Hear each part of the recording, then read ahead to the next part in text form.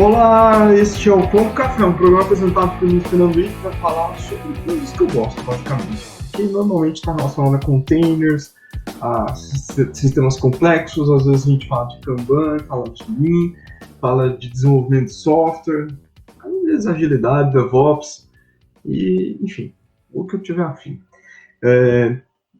Lembrando que esse podcast está com restrições, basicamente eu estou sem tempo para conseguir fazer os episódios, mas eu espero que nas próximas semanas eu consiga ter alguma regularidade. Então, para você que quiser saber a novidade, vai lá no Twitter, que é @pto.café podcast.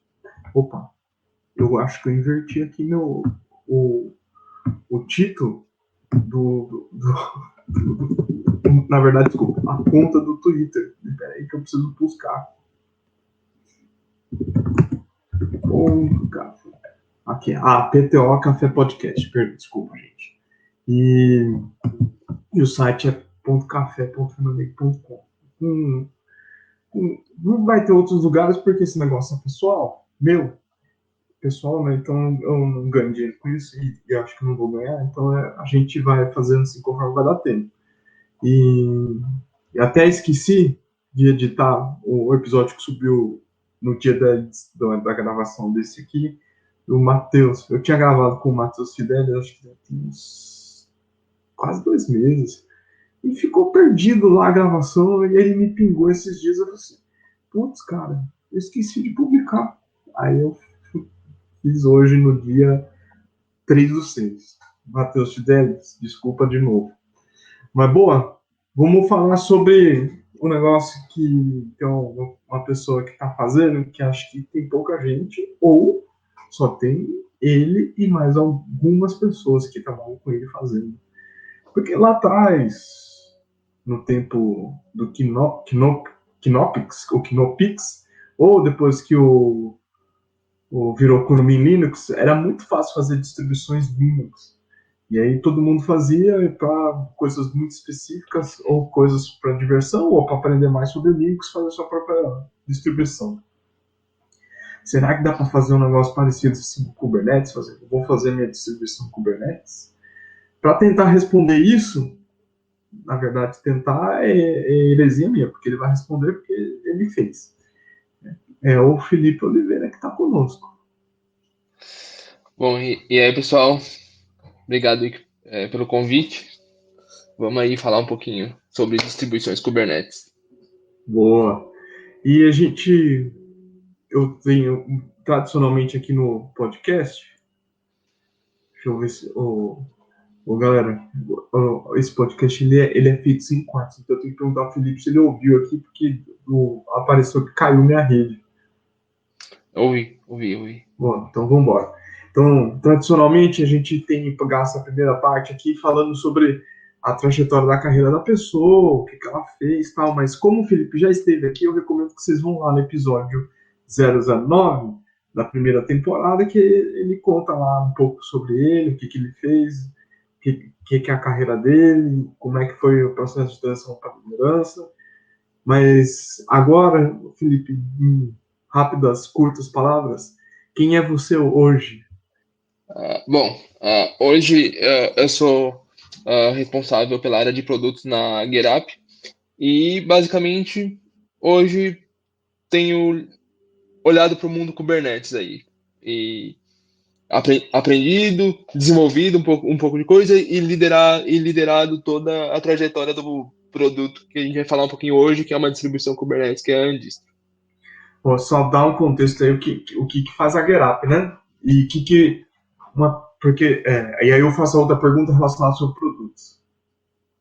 Tá, beleza, então vamos lá. A GetUp, ela tá aí 7 anos no mercado, prestando consultorias de Kubernetes. Então, se sua empresa tem cluster Kubernetes, mas está com dificuldade de manter e precisa de alguma ajuda, a GetUp é a empresa certa para isso. A gente faz isso nesses 7 anos e nesse último ano aí, a gente começou a criar um produto que é uma distribuição Kubernetes baseado muito nas nossas experiências lá dentro.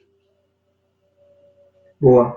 O Felipe, a gente no Brasil, fazer produto de, de tecnologia para pessoas que usam, desenvolvem ou trabalham com tecnologia, então a gente está falando aí de B2B, basicamente, mas no contexto de open source, é algo muito difícil porque não tem poucas referências no Brasil. Né? Tem a Rocketchat, tem a Zup, que eu estava lá até recentemente. E como é que foi, assim, fazer um produto B2B open source do zero, cara? É, na verdade, é uma mudança de paradigma na empresa em si, tem todo um estudos até onde a gente pode ir, vamos realmente abrir um projeto ou não, e a gente acabou optando por abrir, mas simplesmente não é abrir o projeto e deixar aberto lá bonitinho no GitHub, não, tem um monte de coisa por trás aí para fazer, mas acho que durante aqui o decorrer do podcast eu vou contar um pouquinho de o porquê a gente abriu o código. Boa. Então, antes de tudo, para aqueles que nos ouvem, só sabem o que quer dizer o nome Kubernetes, e aí sai desesperado para tirar a certificação, dá uma resumida aí, o que é o Kubernetes, ou Kubernetes, eu troquei tudo hoje, Kubernetes. Bom, o Kubernetes é um orquestrador de containers. Bom, agora vamos falar o que é um orquestrador de containers. O o Docker, que é um dos produtos de containers que foi criado já há um tempo, e vou presumir aqui que você sabe o que é containers, pelo menos, começou a ter diversos problemas aí com 100, 200 containers rodando na mesma máquina e um caía, tinha que ficar, putz, subir de novo. E aí é que surgiu o orquestrador de containers. A própria Docker tentou criar aí o Docker Swarm, mas que hoje está quase morto, está quase enterrado. E o Kubernetes é um orquestrador de containers criado pelo Google. Google usa containers aí há um bom tempo, tem várias palestras, talks do Google falando de como usa containers lá dentro. E o Kubernetes é uma evolução das lições aprendidas com o Borg, que é o orquestrador de containers interno do Google, e eles abriram para a comunidade. Hoje é o maior orquestrador de containers aí que tem hoje no nosso planeta, no momento. Boa. E ele foi doado pelo Google para a CNCF e provavelmente ele deve ser o maior projeto open source, talvez perca só para o Linux, porque é muito anterior e aí pelo efeito de rede acaba sendo maior, mas acho que no número de contribuições e velocidade de novas funcionalidades, o Kubernetes tem crescido assim de uma forma assustadora. Mas, Felipe, por que existe distribuições Linux? Ou, na verdade, por que não? O que são distribuições Kubernetes? Bom, na verdade, distribuições Kubernetes são formas de entregar o software Kubernetes. Assim como o Linux hoje, vou fazer bastante aqui paralelo com o Linux, assim como o Linux, você consegue pegar o kernel do Linux, lá, que é a parte central do Linux, e rodar. Só que é muito difícil, tem um monte de coisa faltando para o seu dia a dia, e aí é que surgiu as distribuições Linux.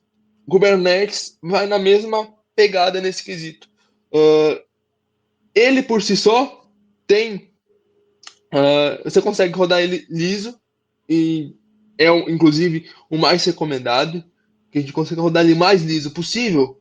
Só que quem opera ele no dia a dia sabe o quão complexo é operar em ambientes reais quando você tem vários clusters, quando você tenta garantir que as políticas de governança da sua empresa estejam aplicadas em todos os seus clusters. E aí é que entra as distribuições. Eles tentam deixar isso de uma maneira mais fácil, mais tranquila para o dia a dia de quem opera os ambientes mesmo. Boa. E eu acho que é uns exemplos a gente pode falar aqui, sei lá, os Kubernetes das principais provedoras de cloud aí, GKE, AKS, EKS. GKE do Google, AKS da Azure, Microsoft, e EKS da Amazon, são distribuições Kubernetes? Sim, eles são considerados distribuições Kubernetes. Uh, Hoje a CNCF tem, se eu não me engano, dois principais tipos de distribuições Kubernetes, onde são distribuições que você compila seu próprio Kubernetes, os componentes que tem no Kubernetes, então kubelet, Controller Manager e os outros componentes aí, etcd, que tem no Kubernetes, você compila, faz o seu hardening aí, assim como o hardening de sistema operacional, do hardware que você faz em, é, em computação mesmo antiga, que ainda se faz nos servidores hoje, você faz hardening de qualquer componente aí da computação, você consegue fazer hardening de software, parametrizar de uma forma que para o seu ambiente fique melhor e compilar lá seu kubelet, seu controller manager e entregar isso ou open source ou vender isso de alguma forma. O AKS, o EKS e o GKE compilam lá os componentes do Kubernetes e entregam isso de uma forma que fique legal na nuvem deles. Exemplo disso é os próprios componentes aí de storage, que é de storage, cada nuvem tem o seu, o componente que liga com a rede da nuvem, lá tem um componente do Kubernetes, que cada nuvens são responsáveis pelo seu, e elas fazem hardening dos parâmetros aí do Kubernetes para entregar isso de maneira tranquila aí para o usuário final que usa as nuvens, e isso é considerado uma distribuição. Esse é um tipo de distribuição. E tem outro tipo de distribuição, que é a distribuição, que ela é um software em cima do Kubernetes, mas ela acaba entregando o Kubernetes por baixo dos panos ali, ou como parte de uma funcionalidade lá é entregar a criação de um cluster, a criação de um Kubernetes, de uma forma um pouco mais opinativa, ou não opinativa, usando o próprio Kubernetes padrão. Eles chamam aí de distribuição também. Então tem esses dois tipos de distribuição. Você não necessariamente precisa compilar os componentes aí do Kubernetes. Você pode usar os próprios componentes core do Kubernetes e fazer algumas coisas em cima, desde que seu software entregue Kubernetes como resultado final e ele passa num teste de conformidade aí, ele pode ser considerado uma distribuição. Então o teste de conformidade é organizado pela CNCF? Isso, o teste de conformidade é organizado pela CNCF, inclusive tem um manual para você seguir, você tem que rodar uma ferramenta lá que eles fornecem dentro do seu software, que analisa uma série de partes do seu software, e aí eles geram esse relatório, você tem que mandar esse relatório para a CNCF, esse relatório sendo satisfatório e ok, você consegue ser certificado pela CNCF como uma distribuição certificada. Mas isso não é uma mil maravilhas que você faz uma vez. Você faz uma vez e sua distribuição é certificada. Você tem que ficar mandando a cada release novo do Kubernetes, você como uma distribuição certificada tem a obrigação de mandar que esse relatório passa na versão que foi feito o release ou até na master, se você quiser manter o compliant, inclusive com a master e a rede principal lá e aí você consegue manter o certificado. Então é legal é legal ser certificado, mas traz toda essa dificuldade aí por trás para quem mantém o software. Sim, mas eu acho que isso também acaba abrindo portas, né? Sim, com certeza. E eu não consegui ver, mas se você tem ideia de quantas distribuições tem homologadas? Mais de 100. Mais de 100. Uau! É bastante, hein? E Por que vocês decidiram fazer uma distribuição a Graba decidiu fazer uma distribuição própria de Kubernetes? É, a, eu não lembro exatamente o período, mas na época que a Apt ainda existia como empresa, hoje ela foi comprada pela VMware, ah, o Joey Beda, que é um dos criadores do Kubernetes, que veio do Google lá e fundou a Apt, ele era bastante um cara que falava bastante sobre ser uma distribuição Kubernetes não opinativa. Inclusive, a Apt era uma empresa americana que prestava consultorias Kubernetes e eles tinham a política dos serviços dele, pegar o Kubernetes lá, a branch principal do Kubernetes, e entregar aquilo para o cliente deles com uma série de ferramentas que deixava o, o dia a dia dos clientes deles muito fácil. Então, você foi aí que surgiu hoje ferramentas que são muito comuns no mercado dos Kubernetes. Tem o veleiro ali para backup, tem o próprio Sonobuoy hoje, que a CNCF usa para gerar os relatórios de conformidade. É uma ferramenta que olha para o seu cluster inteiro e gera relatórios do que você pode melhorar.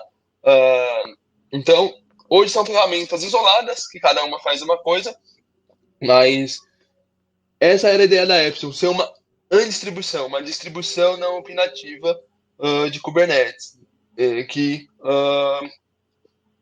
hoje o principal ponto das distribuições é que elas são opinativas demais. Então você vai pegar o OpenShift até pouco tempo atrás, você não conseguia rodar um OpenShift gerenciado, você só conseguia rodar OpenShift em VM e você tinha que pagar o suporte lá da Red Hat se você quisesse ficar mais tranquilo.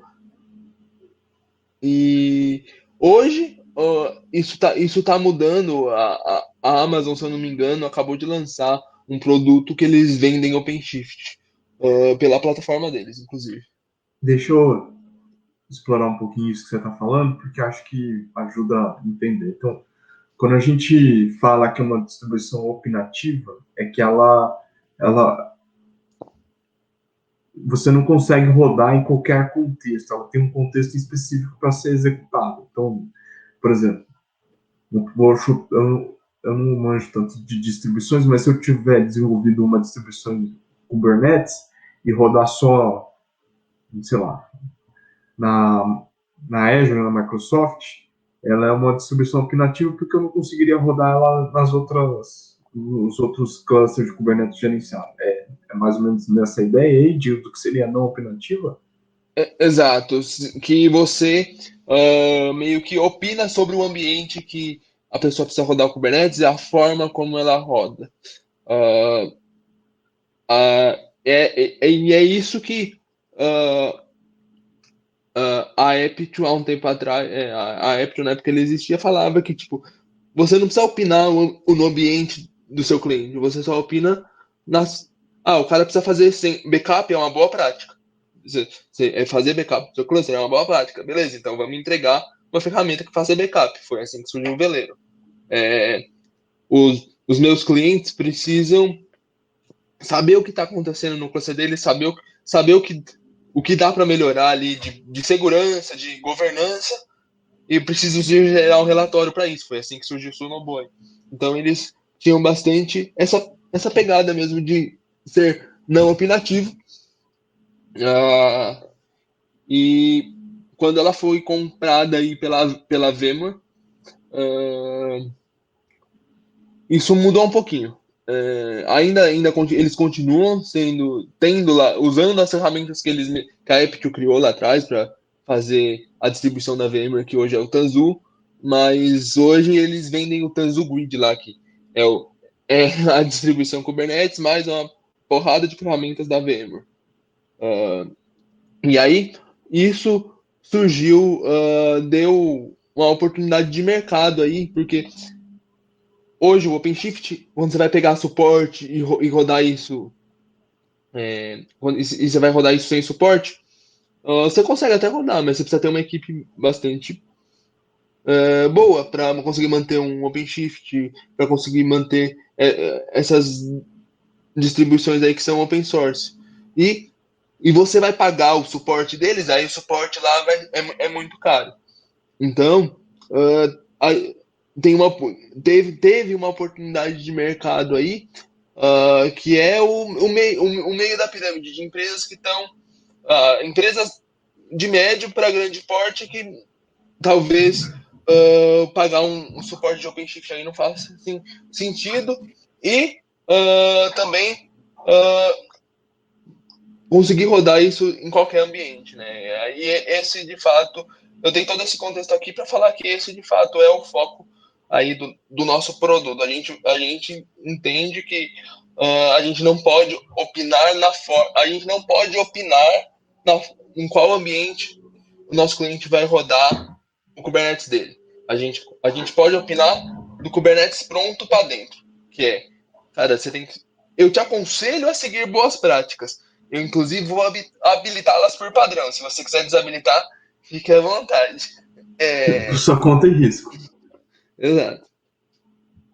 E acho que quando a gente tem esse tipo.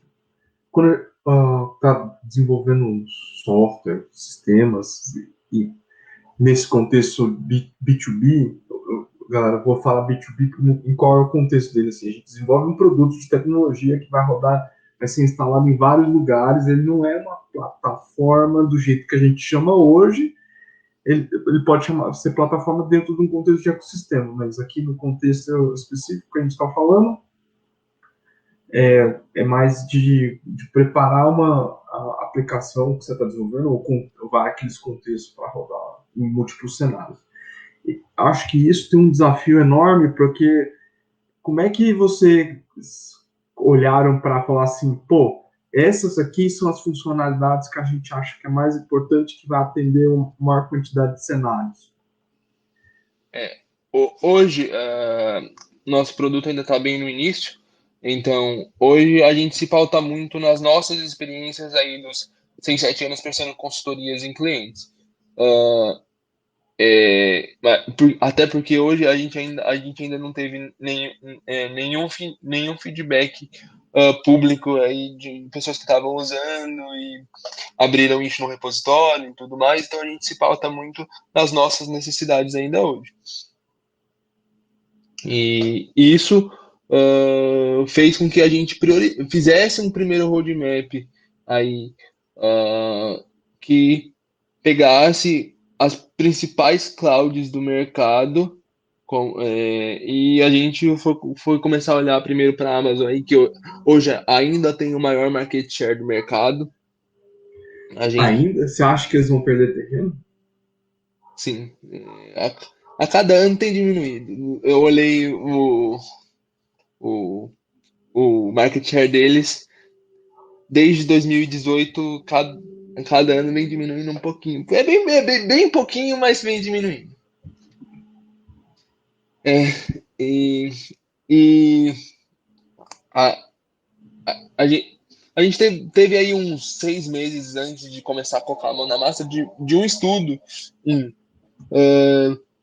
quais eram as nossas, de elencar mesmo quais eram as nossas principais dores, e para a produção mesmo, já que o nosso foco era criar um produto que entregue em Kubernetes para produção, porque hoje a gente tem várias distribuições, tem o próprio OpenShift, tem o próprio Rancher. Vou citar aqui o Rancher, que ele é o mais simples assim de instalar e de colocar no ar. Mais friendly, né? Que ele é o mais friendly aí para colocar no ar, só que ele não. A instalação dele, ele te entrega um cluster e uma interfacezinha para você gerenciar. Ele não separa por namespaces as aplicações. Então você coloca, por exemplo, um Grafana e um Prometheus, que são aplicações de métricas, para tirar métricas das suas aplicações. Afinal, hoje em dia, a aplicação sem métricas, você não consegue saber o que está acontecendo, então isso é super importante. Mas você vai colocar suas aplicações junto com o Prometheus e um Grafana, no mesmo cluster, na mesma máquina, isso não é muito recomendado, até porque essas aplicações são consideradas aplicações de infraestrutura.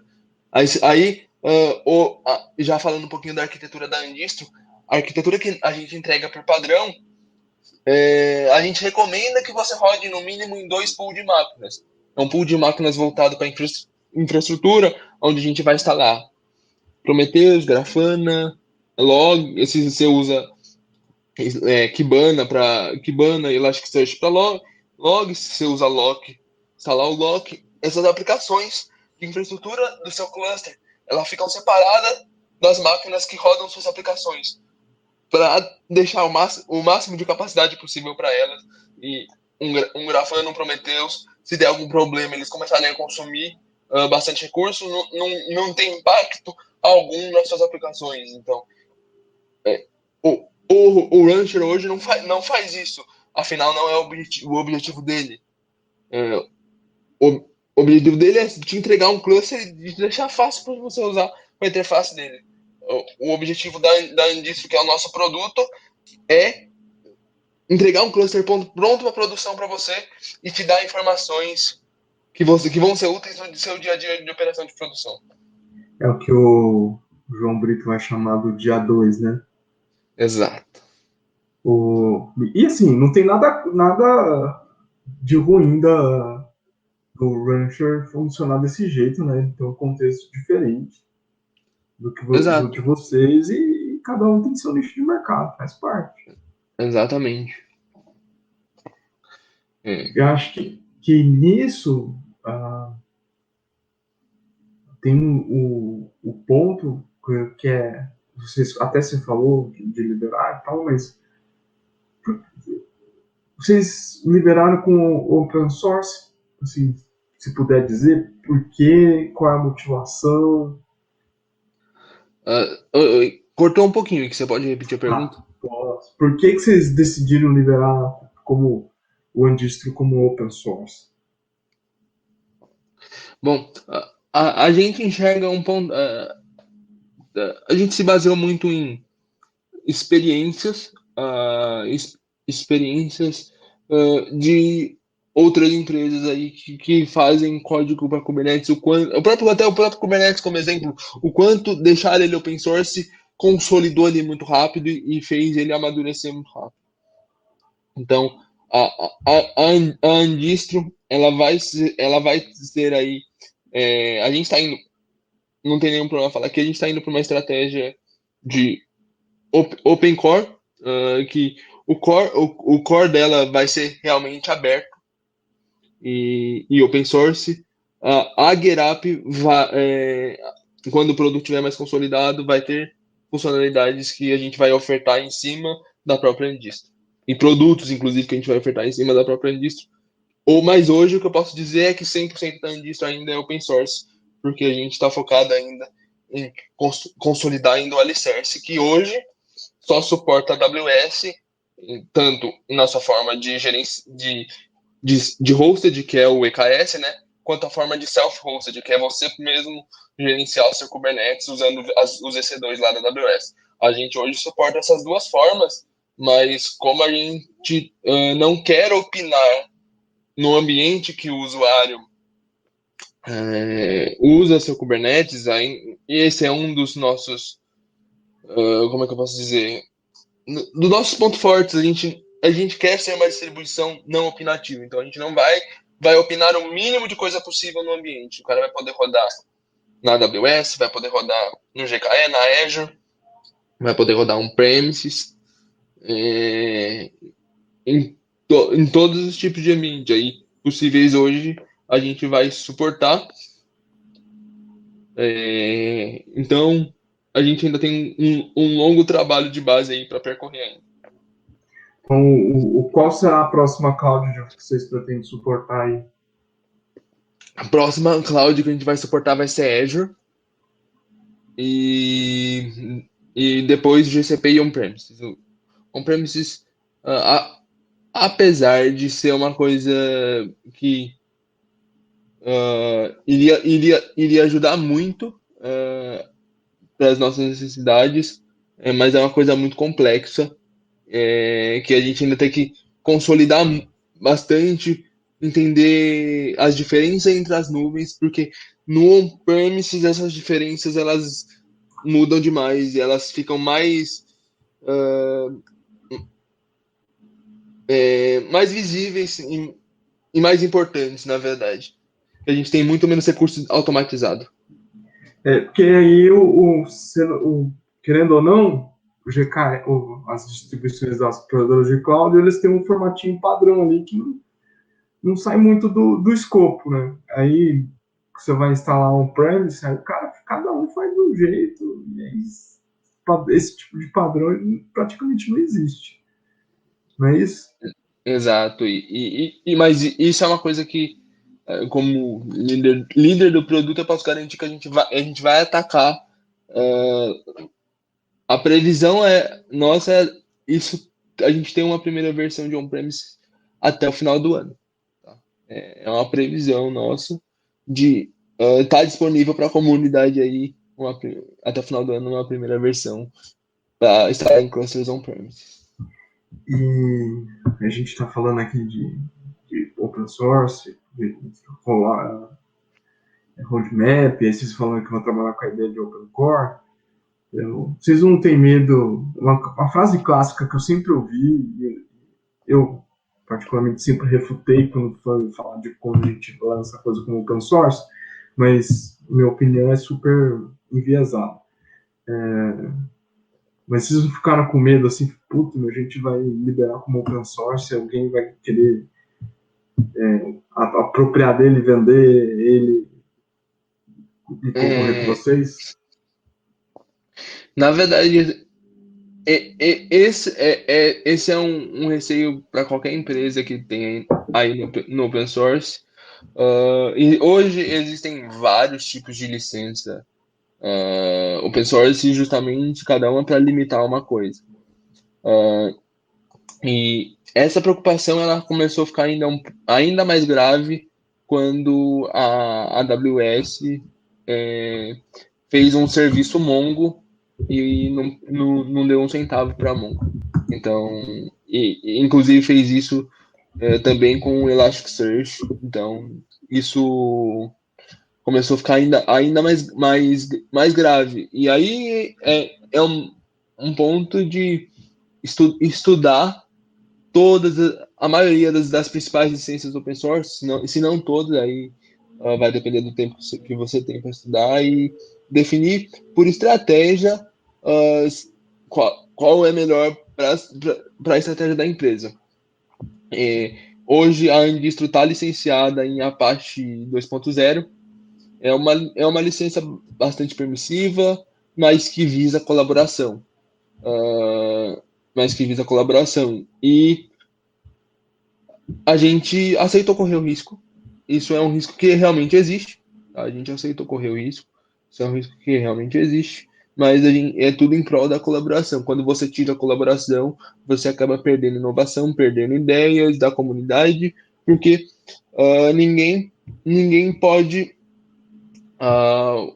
usar comercialmente, dependendo da licença que você usa, pode usar para uso pessoal, e isso acaba perdendo um pouquinho mais de colaboração. Se você tem se você não quer isso, não quer colaboração, mas quer deixar o código open source e tudo mais, você pode trocar a licença. Inclusive, tem um acontecimento recente, que a Grafana, que era sobre licença, todos os produtos Grafana que eram sobre licença Apache 2.0 passaram para a licença GPL3, justamente com esse receio.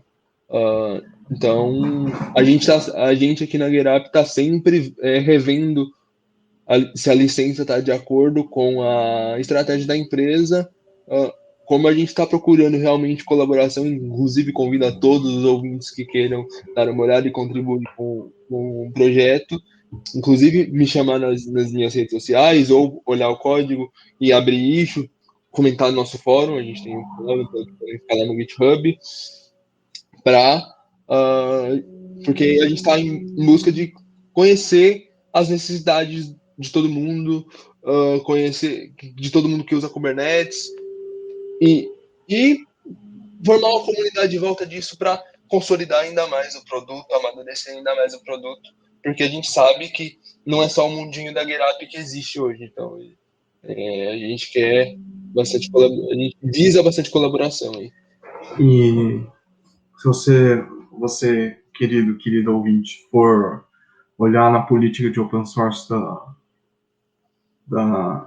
do Google ou da Verizon, eles vão dizer explicitamente para não pegar projetos que estão com GPL 3 ou AGPL, e incentivo fortemente se adotar projetos que estão ali na licença do Apache 2, BSD e MIT, na maioria dos casos, né? Então, acho que justifica aí vocês que querem colocar na empresa fazer uma experimentação com o Andistro. E, Felipe, você já tinha me dito sobre o... eu já tinha me dito que quando eu estava montando, ainda estava lá na ZUP, e aí eu montei uma apresentação sobre Kubernetes, bem dando um panorama sobre os componentes internos. E o Cluster API foi uma das coisas que eu deixei passar, depois que eu fiquei me automutilando, porque eu falei, porra, eu esqueci de falar dele. Mas a maioria das distribuições ou as integrações que estão com os provedores de cloud, aí se me corrija se eu estiver enganado, são fortemente usam esse componente do Kubernetes, não é? O Cluster API, ele é um projeto que não faz parte do core do Kubernetes, mas ele é um projeto, inclusive, que a gente usa na Andistro muito forte para cuidar de todo o ciclo de vida do cluster, fazer upgrade de versão, criar, adicionar mais nós, excluir mais nós.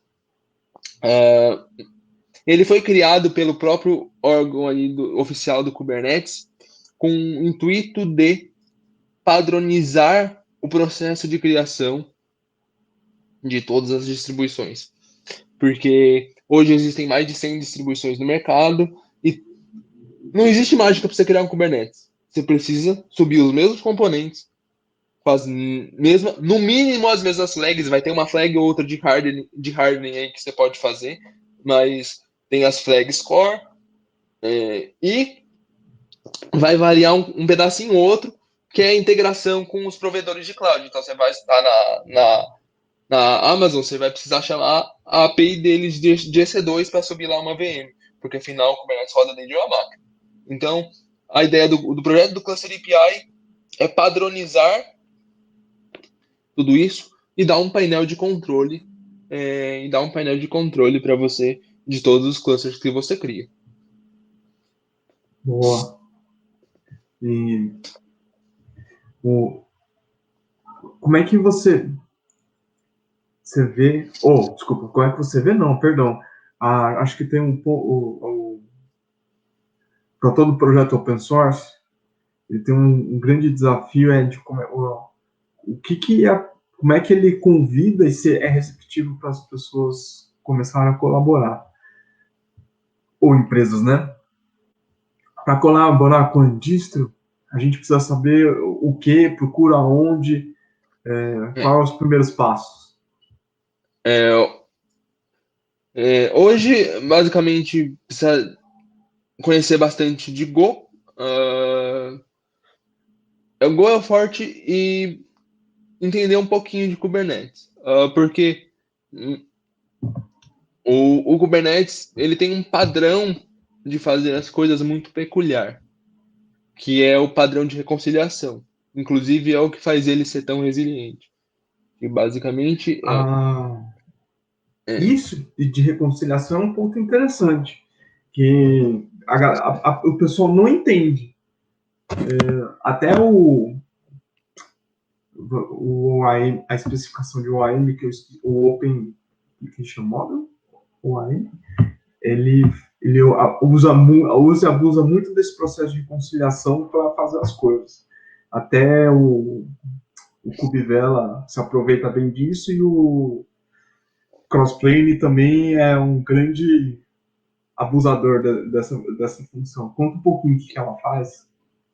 Na verdade, eu posso dizer que a indústria também abusa e abusa para garantir que os seus clusters, se alguém, por exemplo, der uma mãozada lá no security group da AWS para liberar uma porta para conseguir fazer alguma coisa rápida ali no nó do cluster, a indústria está sempre olhando e volta para o estado desejado, todos os security groups, e isso você consegue garantir, inclusive, que mesmo se alguém dar uma mãozada, isso não vai ficar lá no cluster, porque a indústria está sempre olhando. Bom, mas agora, indo para a definição de reconciliação e tentando explicar um pouquinho do que é, basicamente, o Kubernetes roda num loop infinito, que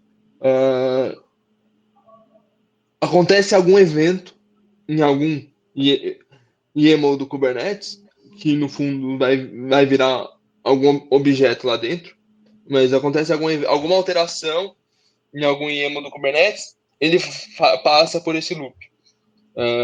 E aí, para cada objeto tem um componente que chama controller, que você pode escrever o seu, usando as próprias custom resource definitions do Kubernetes, ou tem os oficiais do Kubernetes, o deployment, os pods, e assim vai. Mas isso basicamente ele fica no loop infinito olhando o que ele precisa fazer se sua máquina ou seu container está num estado e o que ele precisa fazer para deixar no estado da especificação. Então, ele trabalha muito no estado desejado e o estado atual.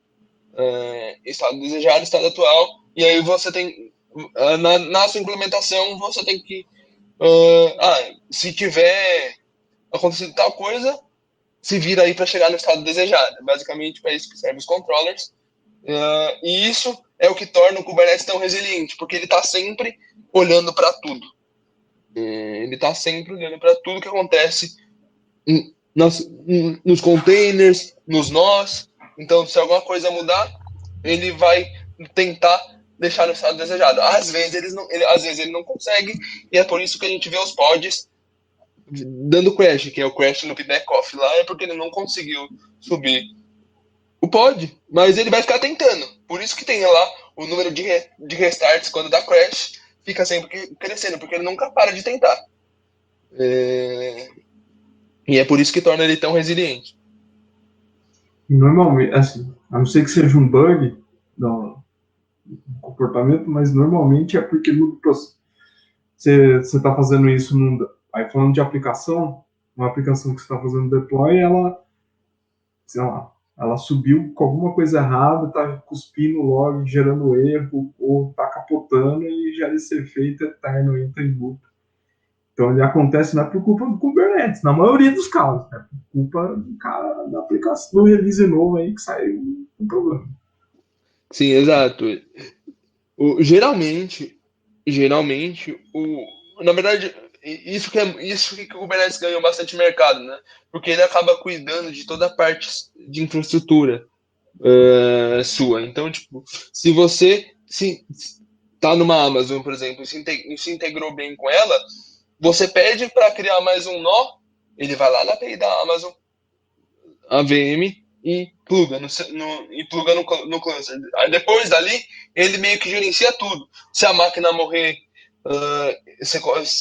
ele vai tentar subir de volta nas versões mais atuais, exceto se ela realmente desligar. Se ela realmente desligar, ele não vai conseguir subir. Mas aí você pode usar a indústria para isso, porque a indústria sobe. Ela vai perceber que a máquina desligou e vai falar com o API da Amazon para subir mais uma máquina. E é por isso que existem várias distribuições do mercado, porque é para lidar com esses pontos que acontecem no dia a dia, mas que o Kubernetes por si só não resolve. Também se ele resolvesse isso, ele ia ter que abraçar o mundo. Né? Verdade, verdade. E essas coisas todas a gente faz. O Kubernetes, não vou dizer que é quase, porque aí já estou sendo um cara muito agressivo aí na afirmação, mas eu depois de ver um tweet do Castle Hightower e também de ver o processo de evolução do Kubernetes e de acompanhar lá parte das discussões dos grupos de técnicos, a complexidade está cada vez ficando menos evidente, assim, ficando menos visível. Então a gente está tornando, criando camadas de abstrações para tornando mais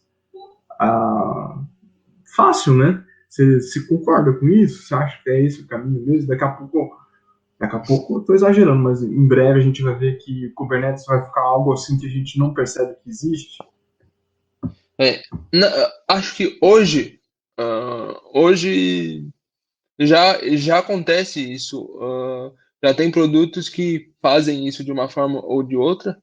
Que é o Knative, por exemplo. O Knative, ele é um projeto criado pelo Google mesmo, mas que roda em cima do Kubernetes, que basicamente você dá um container para ele vai subir no ar para você. Tipo, ele vem com a ideia de function as a service, só que o functions dele você pode ser qualquer container desde que responda HTTP. Desde que responda HTTP e você consegue plugar a parte de eventos, que é o Knative Events. Então, eu acho que hoje o Kubernetes é tão flexível porque ele mesmo se auto-roda. Então, o que eu quero dizer com isso?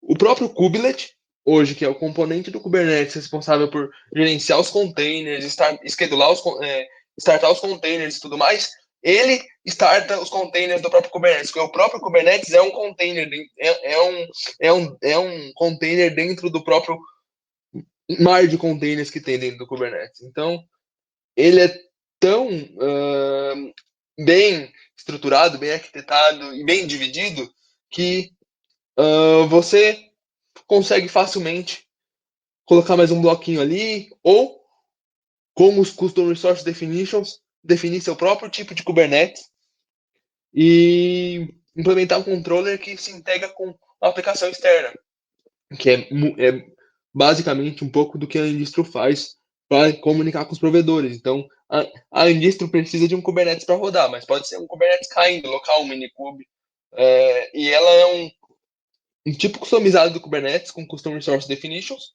que consigo definir um tipo cluster, e aí eu falo se o cluster é da AWS, e aí existe uma inteligência toda por trás implementada que se comunica com os provedores. Então,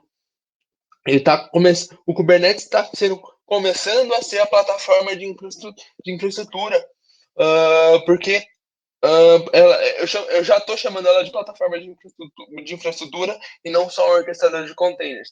Exatamente por isso, porque você consegue usar o ponto forte dele de resiliência que ele tem lá com os loops de reconciliação, que sempre fica olhando as coisas, para garantir se alguma coisa saiu do estado que você quer, ele vai fazer o possível para voltar, desde que você implemente as coisas certas.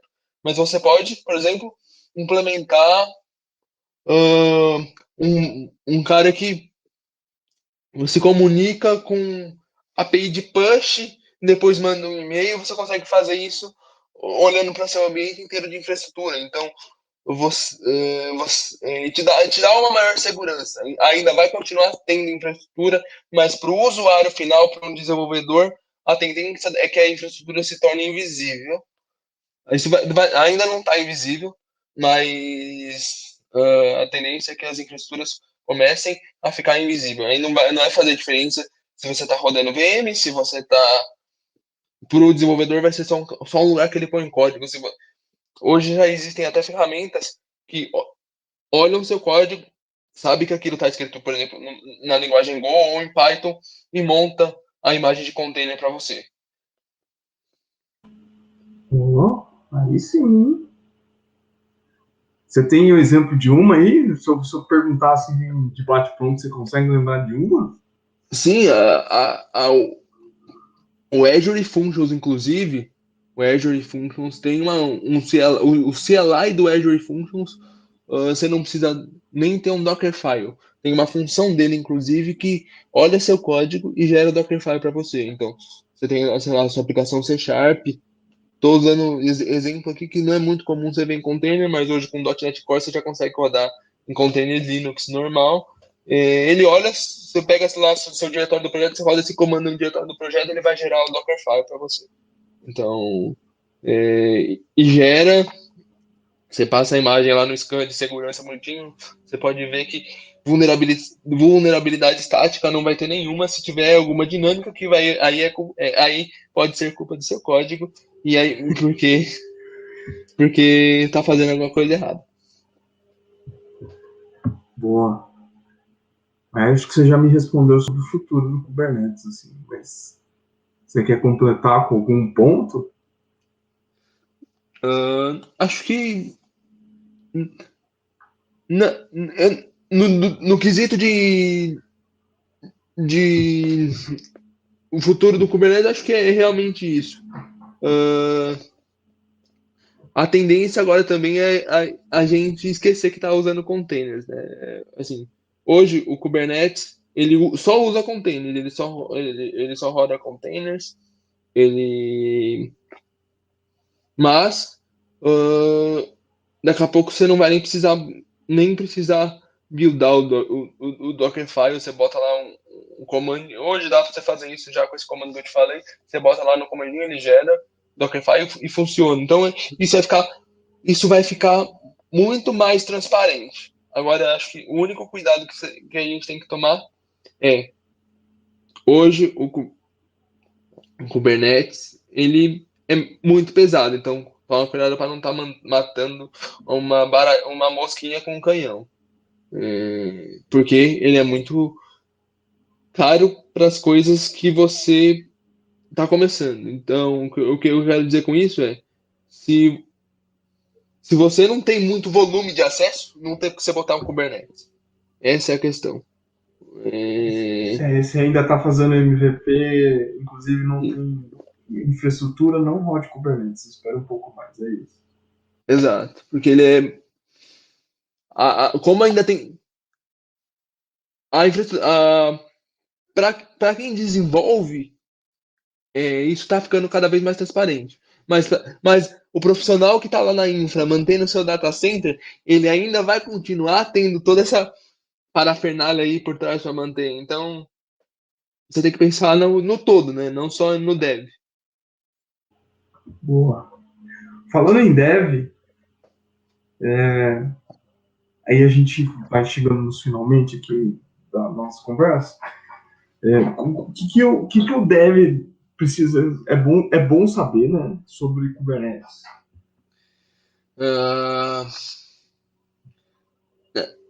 ele precisa saber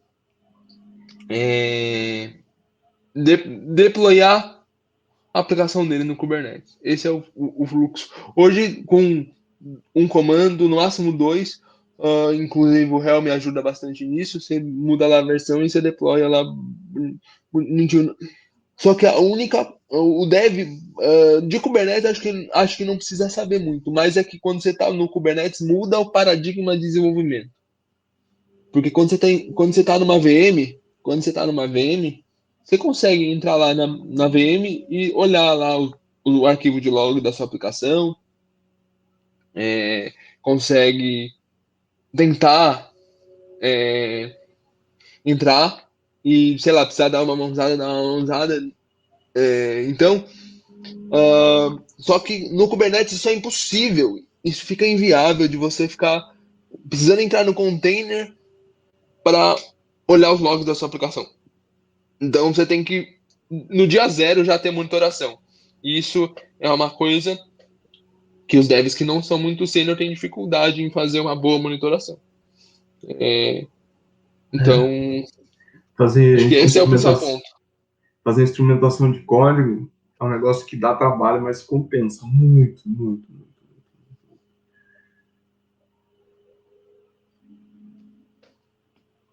muito. Eu acabei te cortando.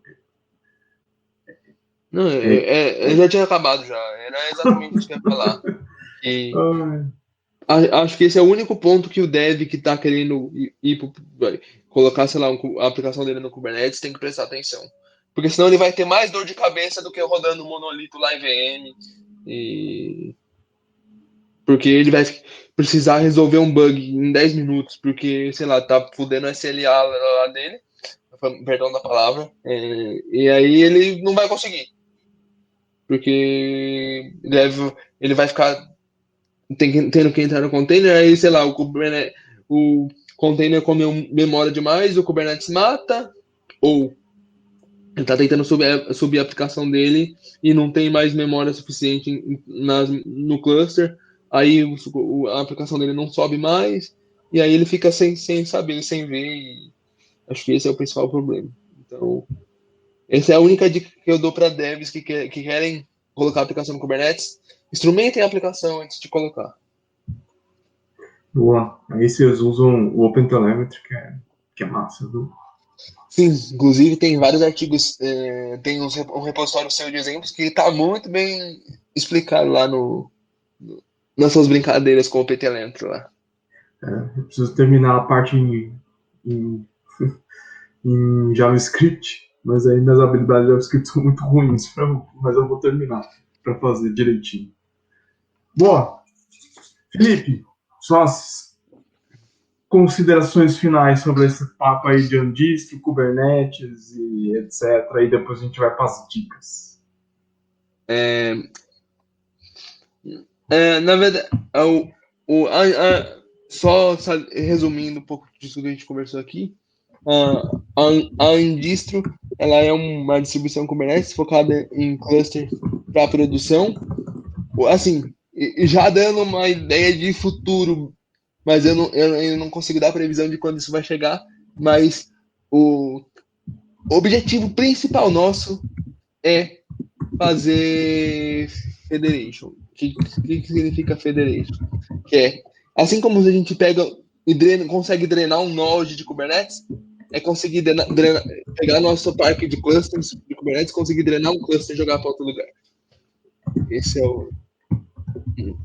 onde a gente quer chegar no estado da arte, lá na frente. Esse é o estado da arte. Vai ser top. Boa. Felipe, eu vou dar minha dica aqui, e aí você vai pensando na sua, se já não estiver pronta aí.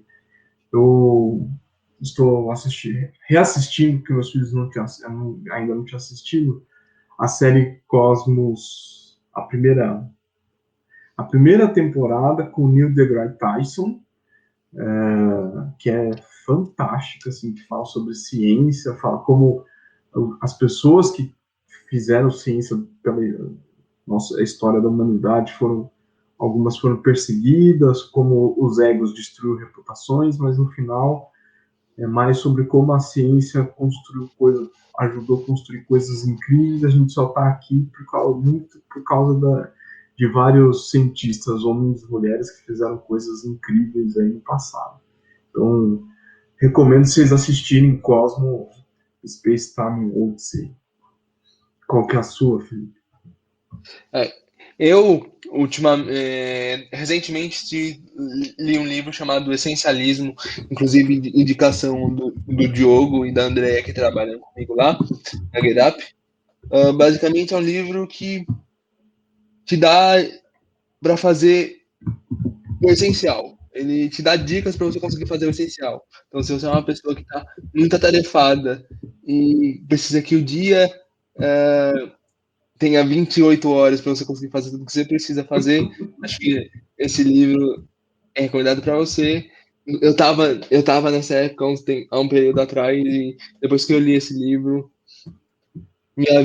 minha qualidade de vida aumentou bastante, porque eu consegui priorizar as coisas certinho e consegui ter tempo com a minha família e não ficar só preso às coisas do trabalho, a coisas do dia a dia, e conseguir passar mais tempo me divertindo com a minha família. Boa. Estará nas notas na hora que esse episódio for publicado. Então, é isso, galera. Obrigado mais uma vez, vocês que nos ouvem, ou vocês que nos ouvem assistindo lá no YouTube também. Felipe, obrigado mais uma vez por você estar aqui nesse podcast. Não, eu que agradeço pelo convite. Oi, que deixa eu só dar uma palavrinha final. um lembrete Claro. final. O time da indústria está crescendo, gente. Estamos com vagas abertas. Então, eu vou deixar meu e-mail com o Ico que vai botar na descrição. E aí, quem tiver interessado em saber um pouco mais sobre o projeto, em querer trabalhar um pouco mais próximo, seja contribuindo open source, seja sendo contratado aí pela Gerap para trabalhar somente nesse projeto, o único pré-requisito é conhecer Go. Não precisa nem conhecer Kubernetes, porque isso a gente ensina dentro da Gerap.